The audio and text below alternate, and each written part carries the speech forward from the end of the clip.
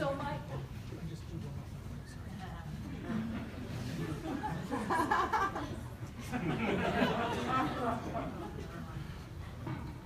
Okay, am I all together now? Okay. So my role is simply to also extend a very warm welcome to all of you from the Institute for Human Security, one of the sponsors of tonight's event. As you know, and as Dean Stavridis so eloquently said, the ideas about bridging the gap between research and policy are actually part of the DNA of Fletcher. It's one of the things that our faculty members are very committed to doing, and I know it's what inspired a lot of you to come here as students. Luckily for us, we are very grateful to have as a partner in this endeavor the Carnegie Corporation of New York. They have given Fletcher and the Institute for Human Security a very generous grant starting in 2014 to help us think more carefully about and more systematically about this research to policy transfer mechanism. We have here tonight our wonderful program officer from the Carnegie Corporation, Dr. Steve Del Rosso, who is right here, also a Fletcher alum, a proud Fletcher alum. And I'm very happy to say that the Carnegie Corporation has been generous enough to renew our grant for another 2 years. So we will be able to keep working together on this question. I also want to thank the wonderful Institute for Human Security faculty and staff who have worked so hard to put this evening together. Professor Ian Johnstone, Dr. Marina Traviakis, who is the Deputy Director of the Institute, Karina Pena, our wonderful research assistant who's done so much work.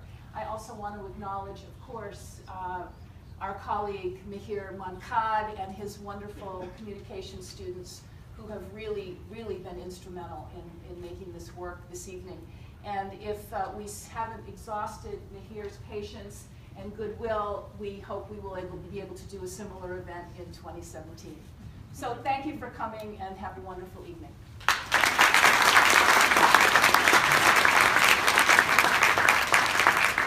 So the mic is on. So let's get the show on the road. Let's start off with our very first TED-style speaker, Neil Levine, who is joining us from Washington, D.C. Now, as far as bridging the academic policy divide, Neil manages a center of excellence with the United States Agency for International Development that is responsible for human rights, governance, and democracy. 90 people working tirelessly around the world. And he's right in the middle of what he calls the nexus. So as a practitioner, trying to bridge the academic policy gap, what does Neil have to share with us? Let's hear it on his talk, The Nexus. Neil, thank you. Thank you.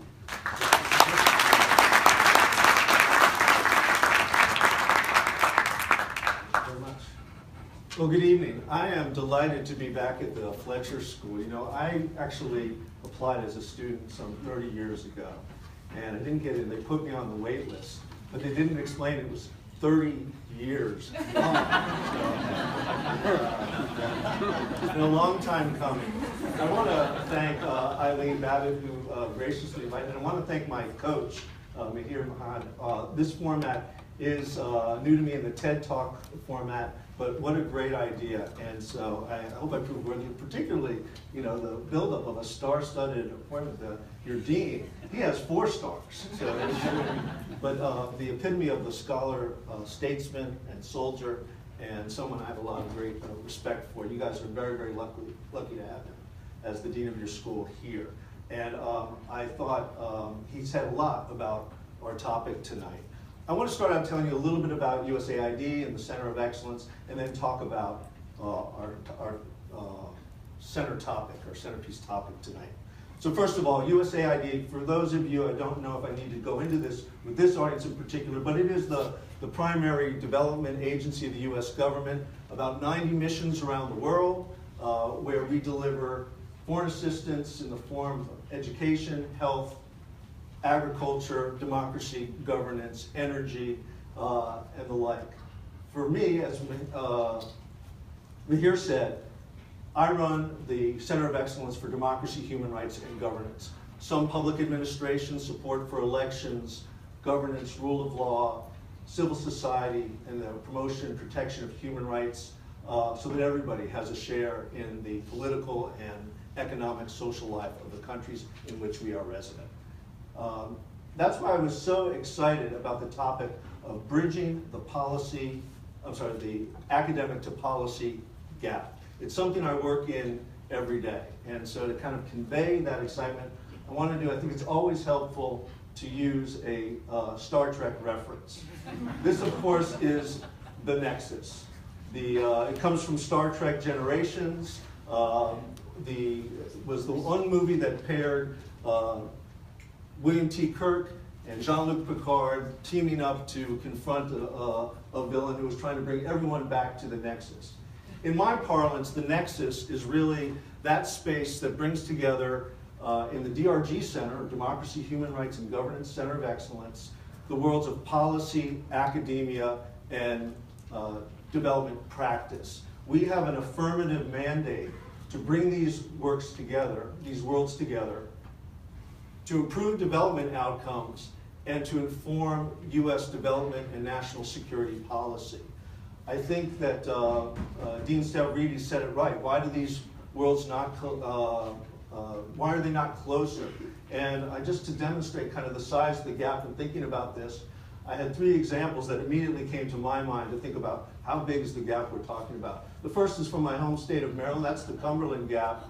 The second is the Grand Canyon, and the third is the Panama Canal. And Dean Stavridis talked about the specialization that occurs in the academia, the pace that is set by policy that moves very, very fast and explain. I would add a third area, and that's the area of language. We sometimes talk in different languages, and part of the work that we're doing to fill the gap is to get together so we have a common vocabulary and a common way of talking about that problem.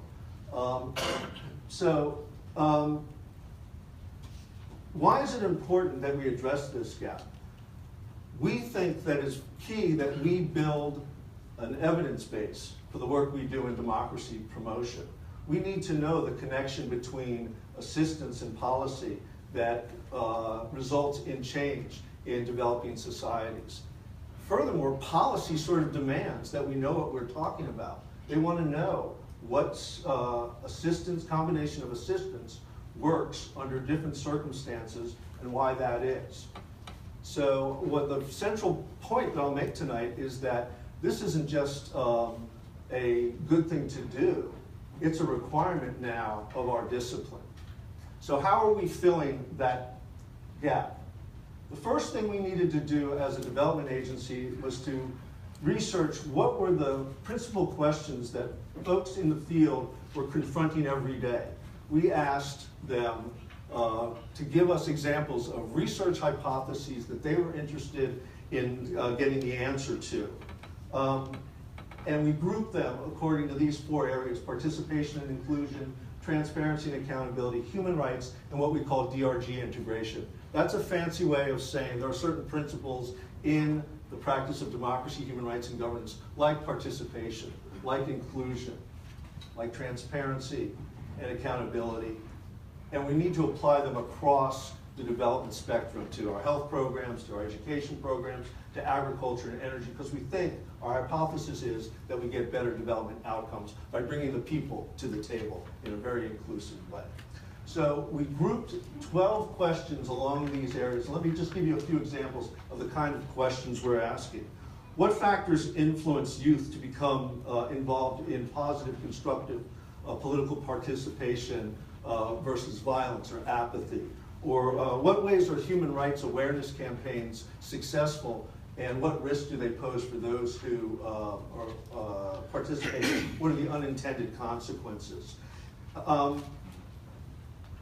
So that is our, with these 12 questions, we're moving forward, and this is where the partnership with academia comes in place. In these topics, against these questions, if there is an existing literature that is well documented, we're asking grad students like you from places like Stanford, the University of Denver, and other academic institutions. I met somebody this afternoon who's actually working on one of our lit reviews now. Where are you? Yeah. She's in class, that's right, she's in class. She couldn't get a note to be here. She's actually working on the research for one of these literature reviews. So we do the literature reviews and they come back to us and say, this is what social science has to say about a particular question.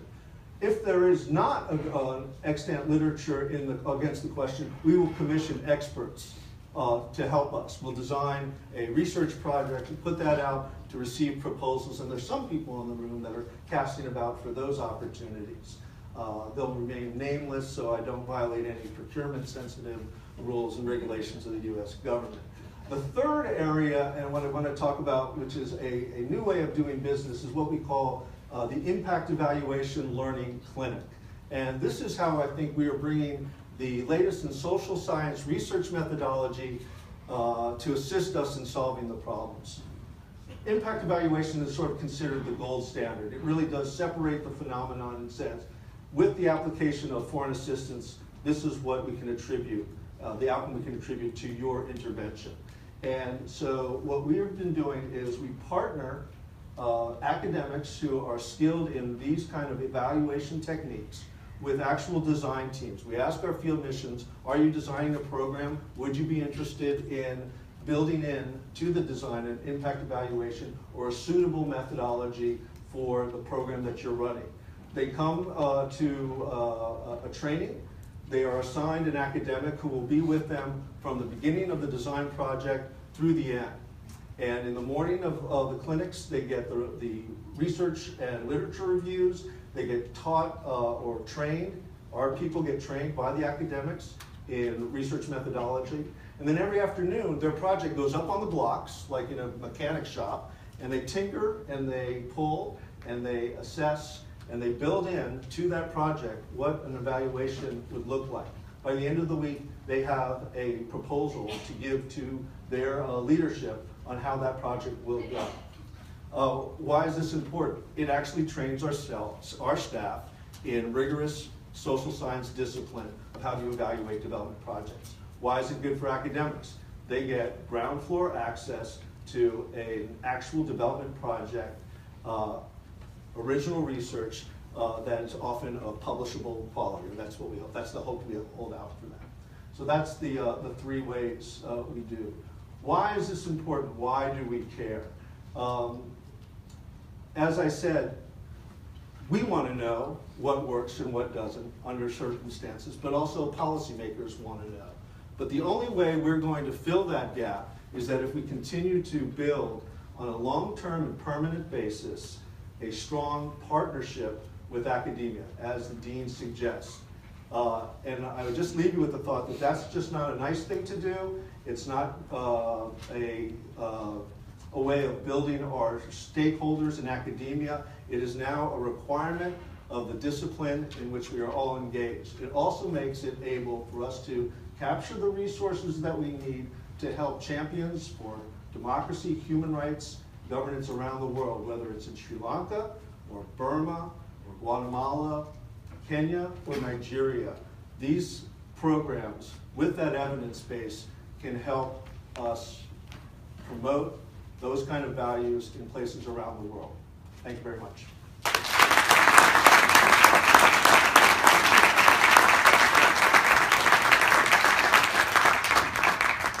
And thank you very much for that perspective. From Neil, all the way from USAID. Let's get a perspective from a current student.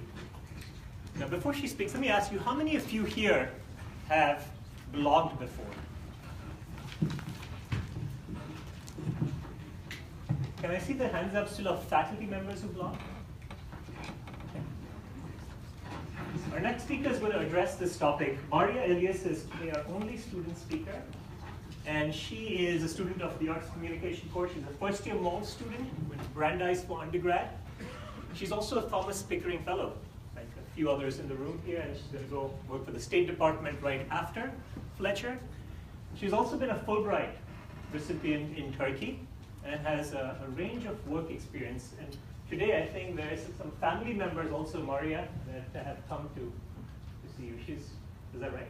Yeah. You have some family here too. So I can tell you that this is quite imposing to look at an auditorium like this and be a first-year student and be brave enough to come here and share a TED Talk. Let's please give it up with a lot of enthusiasm for Maria Elias.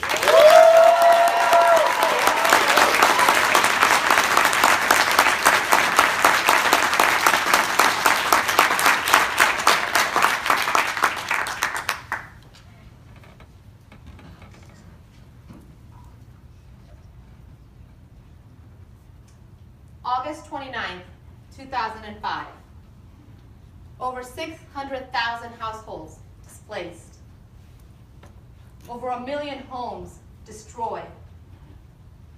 80% of an entire city underwater, with $108 billion in total estimated damage. 1,833 people dead. Known as the costliest natural disaster in U.S. history, Hurricane Katrina is an example of what happens when government officials ignore academic research. 3 years before Katrina hit, however, the city's main newspaper devoted several days of coverage to a series called Washing Away. Reporters warned that officials were tempting fate by failing to address the weaknesses of the levees meant to protect New Orleans, and that it was only a matter of time before South Louisiana took a hit from a major hurricane. The costs of the academic policy gap are catastrophic. Our homes, communities, things and people we cherish can be destroyed when academics overlook research. 1,833 people could be here with us today had policymakers heeded the warnings and researchers continued to sound the alarm leading up to the hurricane. But there's a very important group missing from this conversation, though, and that's people like you and me, who are people like you and me. We fund research. We pay billions of dollars in taxpayers for research, and researchers are struggling to get their work before policymakers, who are in turn making decisions on our behalf, decisions that are misinformed, costly, and clearly deadly. Now, I believe one solution to this policy gap are blogs, who have both a direct and an indirect impact.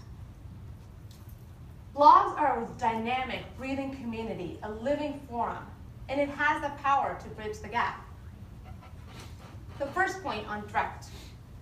You see, if more researchers publish their blogs on research on their blogs, and that are credible, easy to understand, and widely circulated, then greater the chances of those blogs ending up on policy circles. There are many reasons why academics should blog. First, blogs allow you to take the jargon and translate it into something that everyone can understand. This isn't a new idea, though. In 2008, the Huffington Post published an article titled "Why Academics Should Blog," and their essential argument was that the reason people don't read academic journals is because it's laden with terminology that's really difficult to comprehend. 2, blogs allow you to condense your research into smaller posts that are easy to digest. I'll get to the goldfish. There was an interesting study done by Microsoft that found that with the rise of smartphones, the human attention span is smaller than that of a goldfish, which can retain words for 9 seconds, and humans can now retain it for 8. 3, blogs allow you to reach a wider audience beyond academia. 4, they create what experts call a virtual staff room, where conversations can take place. You can exchange your ideas, get instant feedback, even get inspired for new ideas. And 5, blogs are visually appealing. Think about the power of images and video. Multimedia can connect with us in ways that text and words can't. Now, luckily, some blogs are already making their way into the policy community. But today I'd like to talk to you about 2 of them. First, Fletcher's very own professor of international politics, Daniel Dresner, used to maintain a blog on foreign policy from 2009 to 2014. He now blogs for the Washington Post. And those of you who were here for the debate last week, you can see he's an avid tweeter too. But he said that the reason he started blogging was because no one was taking his op-ed pieces. This isn't surprising because newspapers are limited in space and they're often looking for catchy headlines. Now his work is making real impact in policy because once a month he gets policy experts emailing him for his own expertise. He says blogs for him are a sketch pad where he not only gives ideas but gets inspired from them as well. The second example is the War on the Rocks. Now this site functions as a blog, and on this blog there are pieces there are debates, analyses, commentary, and pieces on foreign policy and national security. This blog is actually a perfect example of researchers talking directly with policymakers. For example, Secretary of Defense Ash Carter last year contributed a podcast to this blog. And retired General David Barno continues to write semi-weekly pieces. So you can see the blogs can have a direct impact in policymaking. You just need more of them. Now to my second point, the indirect impact.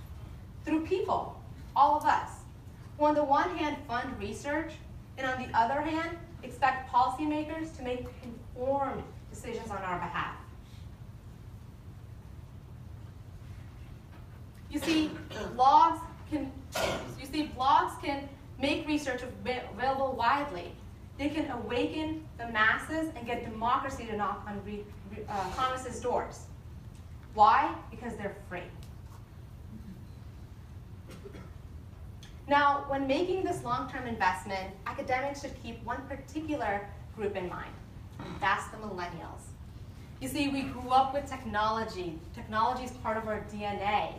We get news from Facebook feeds, not newspapers. We turn to Twitter for what's trending in the world. We inundate others with our glamorous lives on Snapchat and Instagram. We save ideas for our dream wedding on Pinterest. These underlying trends of how we consume information through short bursts of images, GIFs, memes, and videos, it's effortless for us, right? It's as natural as breathing.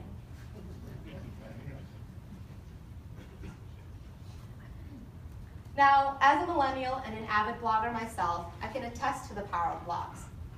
I started blogging in summer of 2010 when I went back to my birth country, Pakistan, to teach English and math.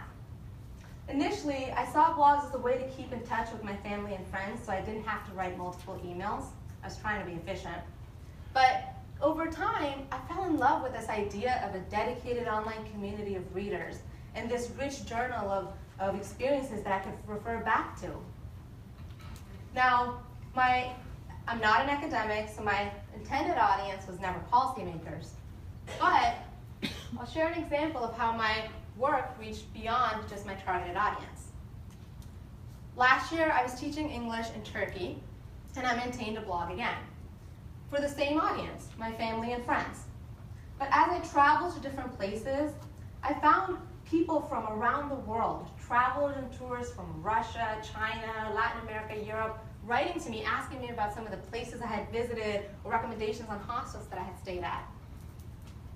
So you can see that blogs can have an indirect impact as well, and they can reach an audience beyond your intended audience. So all of this is to say that academics should continue to publish their work in books and academic journals, but they should take it a step further. Make your research available on a dynamic forum. Have it reach for larger audiences. Let's think back to the story of Hurricane Katrina for a moment. How did our policymakers not see the catastrophe coming? It wasn't as if there wasn't research done on the topic. Newspapers warned us about an entire city being washed away. So next time disaster strikes us, takes our homes from us, destroys our livelihoods, kills our families, we can't afford to scratch our heads and wonder what went wrong. And maybe having your research on blogs can prevent us from doing that. So academics, start blogging. Thank you.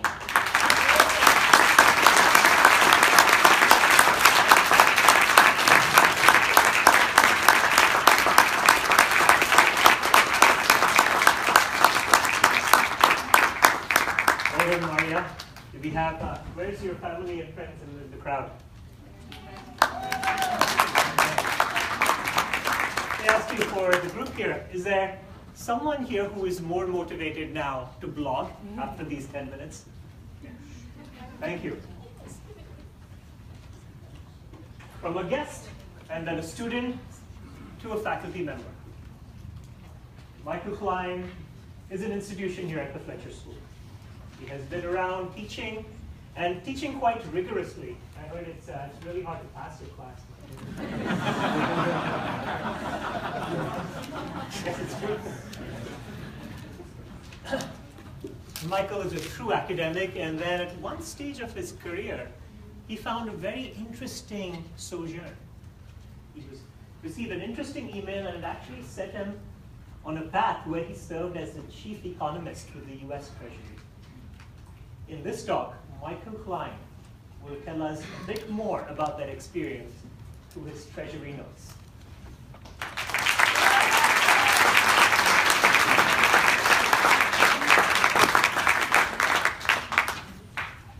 So I was sitting in my office in late March 2010, just a bit before lunchtime, and I got this email from a man I'd not heard of before, as a sort of strange British-like spelling of his last name. We're looking to bring someone in to take on a chief economist role in the International Affairs Department of the Treasury, and a number of people have mentioned your name. Rather than trying to explain in an email what this may entail, I'd be happy to chat with you over the phone. Lael Brainerd, Undersecretary Designate, who I think you know, would also be happy to talk with you, signed Charles Collins, Assistant Secretary for International Finance. Now, as it turns out, there's a lot more information in this email than I then understood. So this seemed to me like an opportunity to bridge the academic policy divide. It also seemed like an opportunity to have a relatively low-cost midlife crisis. It was going to be less expensive than a sports car. It was going to be less scary than skydiving. And I would get to buy a lot of new suits. I'd go to Joseph Banks, buy 2, get 7 for free. And it also was going to move me outside my comfort zone, which at that point in my life seemed like not necessarily a bad thing to do. So I decided, this looked like a good idea. And I talked to my wife, and she was very gracious and sort of allowed me to do it, and so I did it. So, what does the Office of International Affairs do in the Treasury? The best way to think about it is International Affairs and Treasury engages in international financial diplomacy. The Undersecretary for International Affairs is often called the nation's top financial diplomat. One of the key issues has to do with exchange rate policy, and the Treasury tries to sort of be the public face and also the behind-the-scenes face of the United States government in all things economics and international. One of the main issues that the Treasury faces, as I mentioned, is exchange rate policy. The exchange rate, some people call the most important single price in a country because it translates prices of foreign goods into domestic currency units. It translates the price of our goods into foreign currency units. It affects capital flows. And the Treasury has to come out by statute twice a year with this foreign exchange report. And this is a report that says whether or not countries are currency manipulators. So in one of my first meetings with Lael Brainerd in her office, I sat down and I told her, from a theoretical position, Lael, all countries that have fixed exchange rates manipulate their currencies. I mean, we know that this isn't really something that we should think about or worry about or really focus on. Lael just smiled.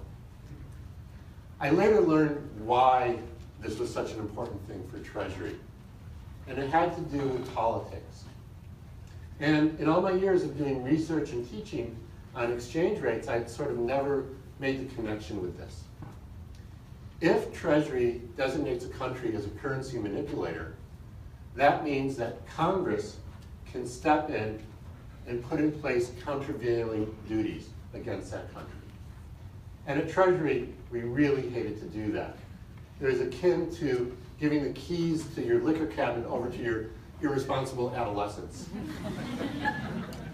So we would do whatever we had to do to avoid designating a country as a currency manipulator, because we thought it was not necessarily in the best interest of the country to do this. So I'm a naive academic. I come into Treasury, and I go to Charles Collins, the Assistant Secretary, and I say, so Charles, I'm not quite sure what a chief economist does. What should I be doing here? And he said, well, you're smart, you'll figure it out. At that moment, I doubted both of those contentions.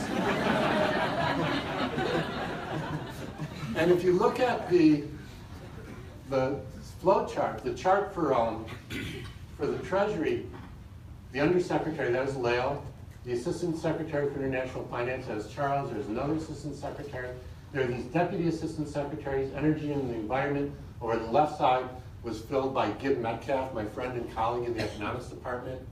So these people sort of knew what they were doing, and they're over there on the side as Chief Economist. So I sort of had to figure out, well, what am I going to do? So I was very keenly aware that, and sensitive to the fact that I was working with career Treasury officials who knew a lot more than I did about policy and who could see me as an interloper. And uncharacteristically for an academic, I was sensitive to that. And I decided, well, one of the key ideas in economics is this idea of comparative advantage. Do what you do best. And my comparative advantage was research. So what I decided to do is I would write research memos.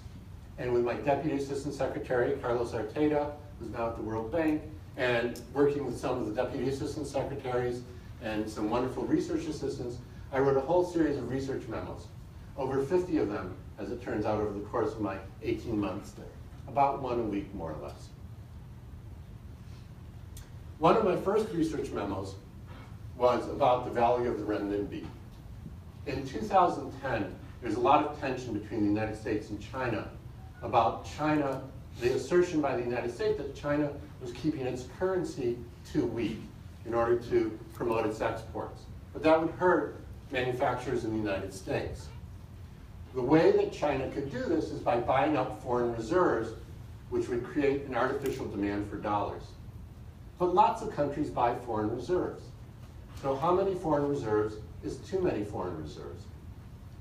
Well, I knew of some academic research by some friends of mine that could provide a benchmark.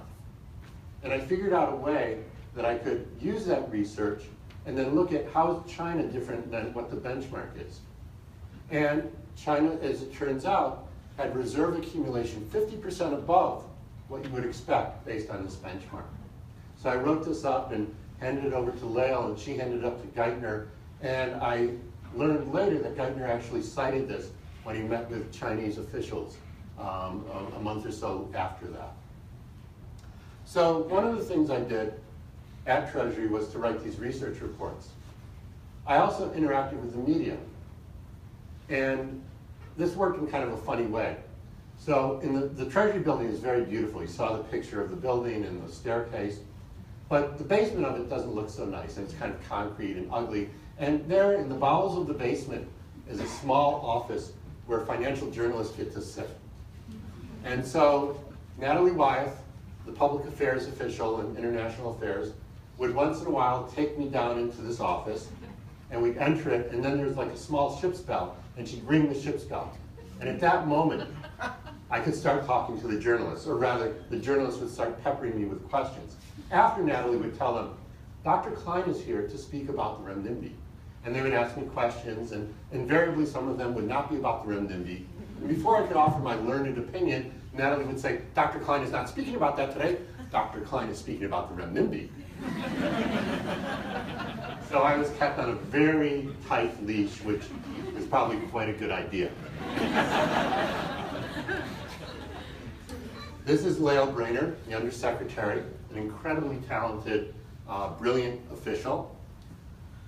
I would attend press conferences that Lael gave, and they were a master class in how you interact with the media and tell them what you want to tell them and not tell them any more than that and defer questions. And I really learned a lot by just sort of watching her and had a great appreciation for what she did. Now, remember in the email it said Undersecretary Designate, and this was in March. Lael had been kept from being designated as Undersecretary by the obstruction of Senate Republicans who sort of passed in a secret way vetoes on her coming up. And one of the striking things I learned, in again sort of my naive academic way, was the politics. This is a time in 2010, 2011, well, not that it's so different now, but there's such riven politics. And Lael was held up from being designated as Undersecretary for more than a year. Remember, this is during the time of the greatest international financial crisis since the 1930s. And that was a sobering thing. So after about 18 months, I returned to Fletcher. And I was really, sort of grateful for having had that opportunity. During my time at Treasury, there were rising tensions with China. It seemed like the European monetary system was going to splinter. Brazil had said the United States had declared currency war in the world. There was a very slow recovery from the Great Recession. It was a great time. Well, all right, it wasn't great, but it was really, really interesting. It's kind of like being an epidemiologist during the plague. When I came back to Fletcher, I found that my time at Treasury had really enriched my experience. A lot of my research that I've done since I returned from Treasury, I can trace directly to my experiences there. Furthermore, I started teaching a new class, teaching students who had taken econometrics and economics here how to write the memos like the ones I wrote at Treasury, how to put to use in a very practical way the tools that they learned here. And also, I have all these new suits to wear. Thank you very much.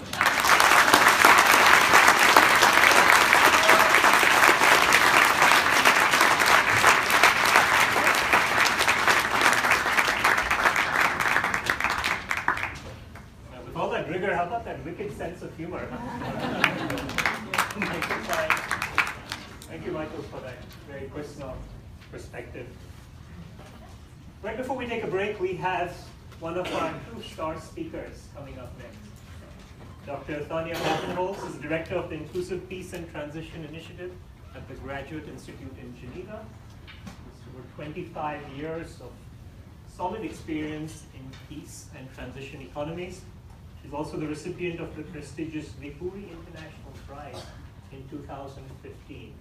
And as I said before, for those of you who are joining us after we started, she really has come all the way from Geneva to address us here. Let's give her a very warm Fletcher welcome. Thank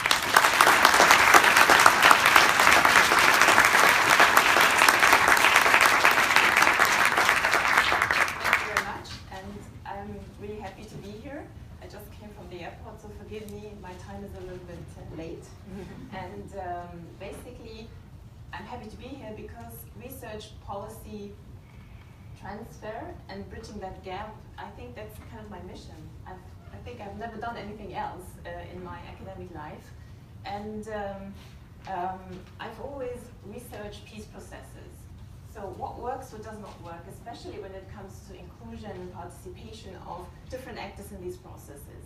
And a year ago, I founded this Inclusive Peace and Transition Initiative because we got so many requests to share this research that actually this gap was not the Grand Canyon, but I feel myself like jumping like every day like this. In the last like 3 weeks, I visited 5 countries, sat on so many panels, advised so many organizations that I feel like, would this gap be bigger? I would have more time, which is right.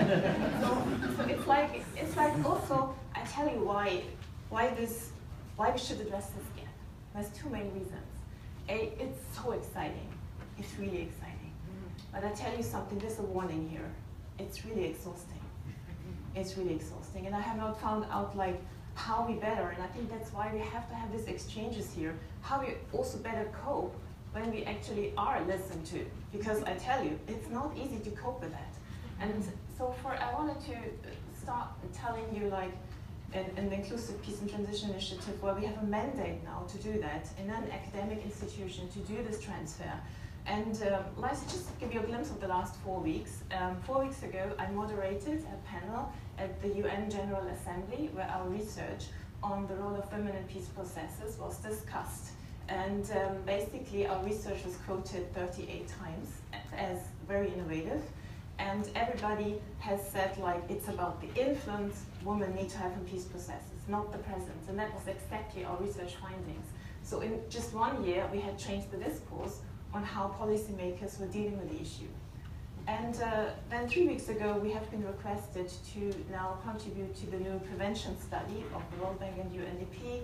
We just finalized 2 weeks ago a 20 case study piece on national dialogues for the next guidance note on UN mediators. But the most exciting thing for me is always the process support that we give to peace processes, where we have basically supported the Syrian peace negotiations, the ones in South Sudan, the ones in Yemen, and lately in Colombia. My kids would say, can you give us any positive examples of your work as well, please? Yes, Nepal was not too bad. I mean, before it collapsed, Sri Lanka was also at the time not too bad.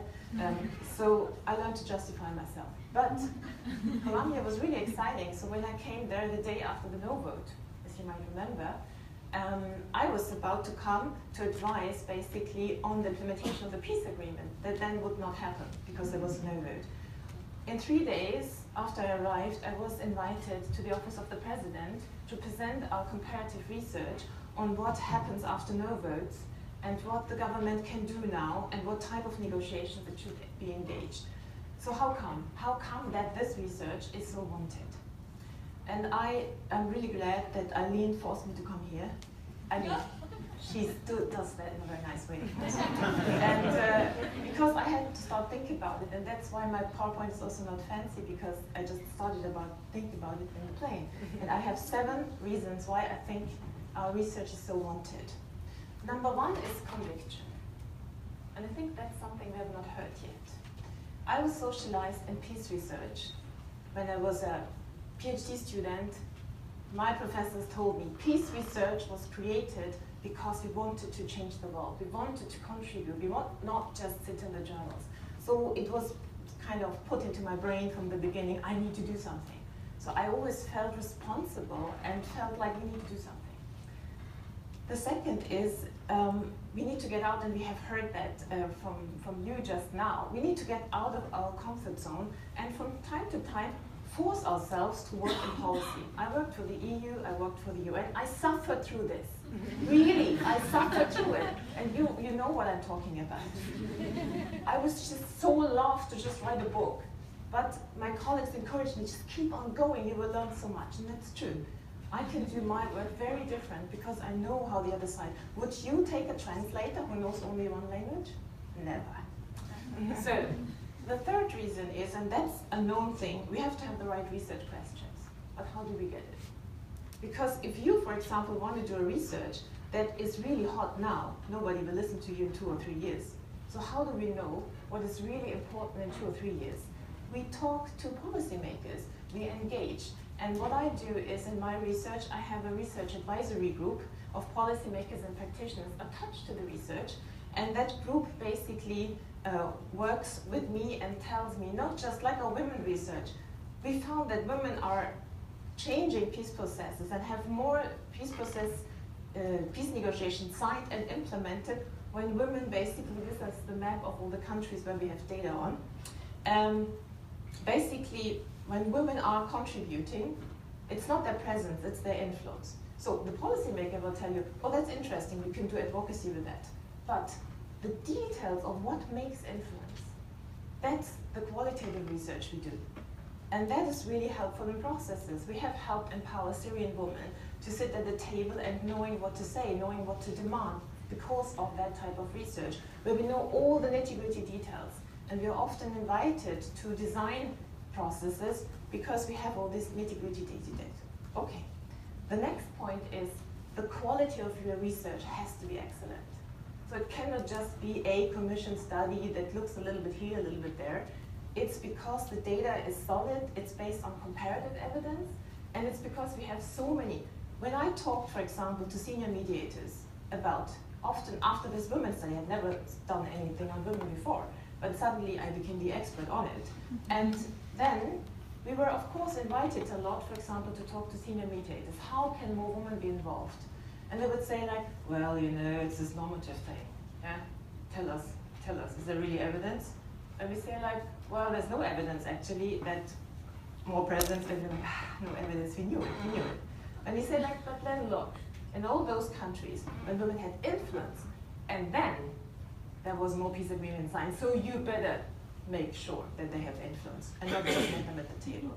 And then they say like, well, if there's evidence, so it's the power of evidence. The other point is, I think that's a very important point, how you get your research design right in terms of the requirements of policy. Because if you, for example, know in 2 years is a very important international summit where you have research you can fit into, what do you do as a research director? Do you engage with 5 PhDs to solve the problem? No, because they take longer. Do you engage with senior researchers or even with master students? You have to design your research according to the needs. The next point is, how do you actually, and we heard about that, that's the crucial point. How do we create demand? Why do people call me? Yeah? Because of my curls? No. They call because we have all sorts of means. Like, we also have a blog, we have a web page with data, we have targeted newspaper articles, we have the bigger studies, we have books, but we have also the 4 pages. But the most of all, and interestingly, my theory of change was books don't help, they don't read it. I get so many requests because of the civil society peace building book. So it's also not really sure. What is it, what works, what does not work. But most of all, what we see, where we really influence is because we have regular exchange with our main partners and donors on their entry points to change in different conflict zones, in different policy processes. And they will tell us there's an upcoming resolution and your research fits. Can you please provide something? And then we tell them, and you know, we are involved in this. I mean, Office of the President. Maybe do you want to drop something at the President's office? We can do that for you. So, I mean, it's a two-way story. And that's important. It's permanent exchange, and that takes time. The other point is really like rigorous, like using of entry points. With that woman study, we had not even screened the data on women. And then a good academic would have first written something up, put it into a journal. No, we delayed that. What does it mean? One very important message, we have to park our academic egos. Because our egos stand in our way. If my ego is also pleased when I publish in the Harvard Negotiation Journal. Yes. But we have to postpone that if we have a chance to have influence. And that's important. So park your ego is very important. Then the last point I would like to make is rigorous monitoring. So we monitor the impact we have. If we do a full 2-pager out, what happens with that? How many requests we are getting? How many languages it's translated later? How many times is the blog downloaded? And so on and so forth. We want to know that. We interview people of the impact of our work. To finalize, I still think we can try all these different, what I call them, avenues of transfer. Last week I talked to a donor, and I'm not American, so I'm not good at pitching. So I explained, like, you know, I'm doing this, I'm doing this, I'm doing this, and this. And she's like, stop. I mean, I've understood. What you do is really important. But I have by no means understood what you are as an institution. And I think that is also my part, because I'm not good enough at pitching. But the other thing is really that, what is that, the intermediate space? What are we? We are research institutes. We are also sort of advisors, but we're not consultants. So what are we? I think we have to find this way. But I think what I know and what I want you to all become is responsible scholars who want to change the world. Thank you.